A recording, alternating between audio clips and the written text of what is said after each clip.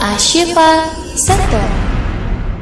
أعوذ بالله من الشيطان الرجيم. بسم الله الرحمن الرحيم. الحمد لله رب العالمين. الرحمن الرحيم.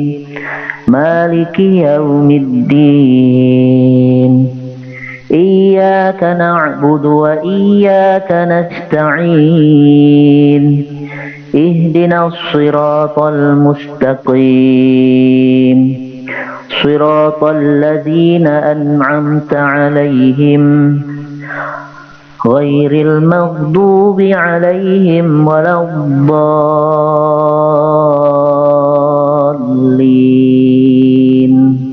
آمين.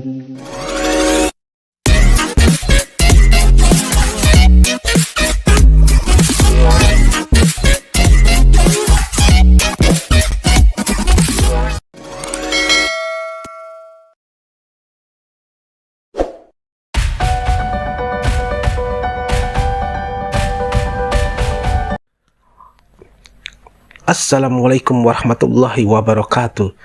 Masya Allah tabarakallah, sahabat Burayam gratis. Barusan saja kita mendengar murojaah Al-Quran dari sahabat kita dari komunitas tunanetra Ashifa Center, Muhammad Abdul Rahim. Begitu menggetarkan hati. Sahabat, yuk kita simak lagi lanjutan dari sejarah Ashifa Center ini. Semoga ada manfaat yang bisa kita ambil dan bisa menjadi inspirasi dan motivasi kita agar selalu belajar di balik keterbatasan kita. Masya Allah. Jangan lupa subscribe channel Ashifa Center dan juga selalu tonton channel kami Burayam gratis. Semoga ada hikmah yang bisa kita ambil. Terima kasih. Kita jadikan tanggal 15 Mei 2011 kami mengundang sahabat-sahabat tunanetra untuk hadir di acara ulang tahun putri kami. Kita nggak ngerti kenapa kita ngambil momen itu. Yang jelas keinginannya adalah mempersatukan teman-teman di wilayah tunanetra di daerah Pondok Gede. Kenapa bisa begitu? Karena mereka itu semua berprofesi ketika itu mayoritas sebagai terapis pijat. Assalamualaikum. Waalaikumsalam. Assalamualaikum Pak Haji. Abdul nih pada nih. Hah? Habis ngapain? Biasa lah. Habis ngukur jalan kita. Gimana? Kosong nggak nih? Alhamdulillah kosong. Allah. Pandemi kayaknya. Iya, Kosong makanya terus. kalau pandemi jadi jarang yang pijit. Oh gitu. Ya Allah. Kalau aja di mana? Ini nih Pak Haji nih. Aduh kayaknya. Enak banget. Berarti kalau yang pijit nggak usah di dalam kamar, buka baju lah gitu ya. Iya di sini. Nggak usah berat. Tunggu bentar ya Pak Ustadz ya, saya ambil minyaknya dulu ya bentar. Oh boleh siap. Ya kan?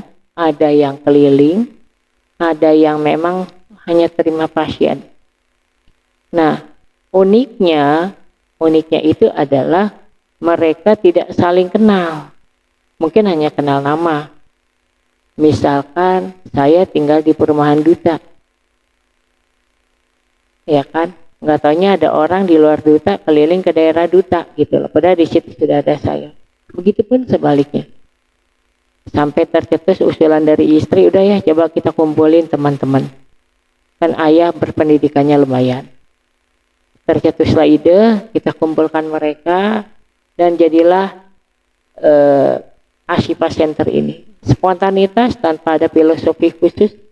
Kenapa kita memilih nama Ashifa Center? Karena waktu itu berkedudukan di klinik pijat tunanetra Ashifa.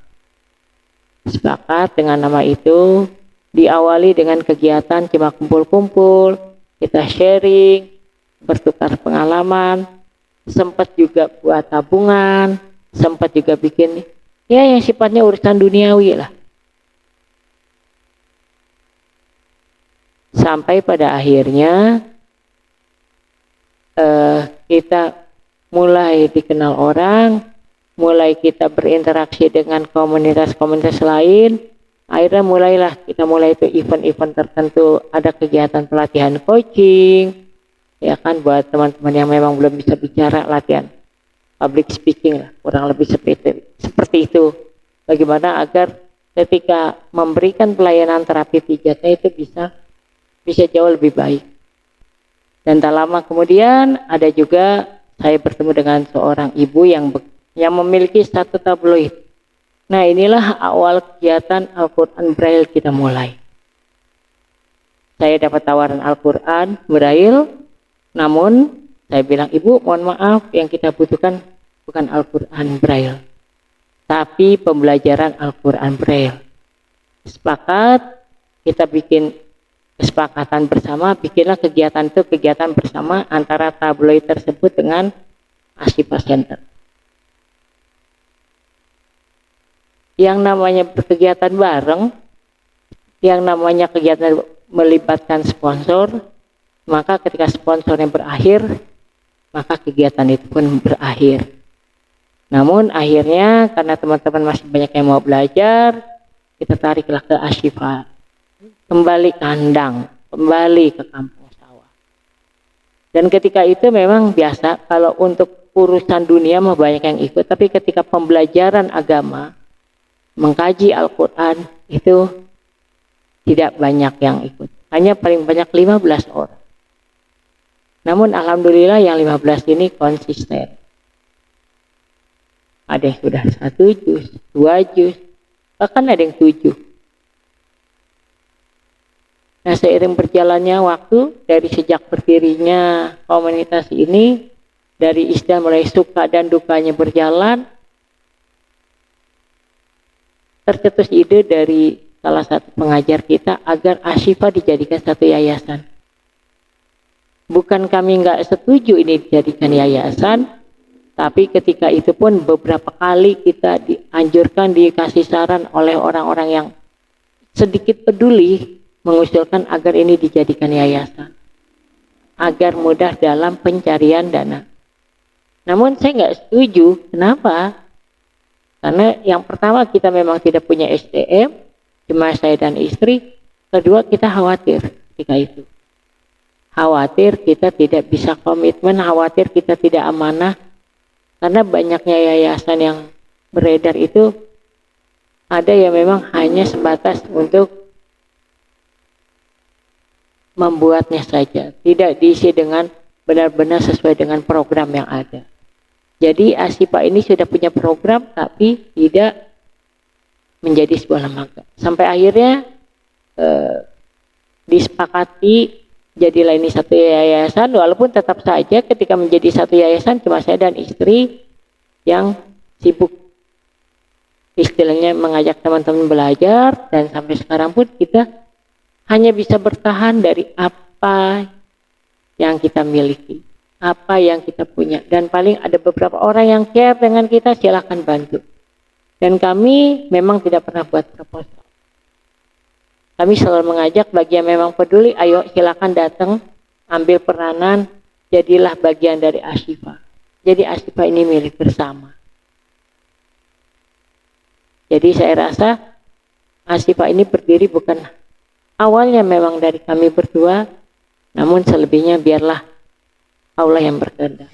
ولا تقولوا لمن يقتل في سبيل الله أموات بل أحياء ولكن لا تشعرون ولنبلونكم بشيء من الخوف والجوع ونقص من الأموال والأنفس والثمرات وبشر الصابرين الذين إذا أصابتهم مصيبة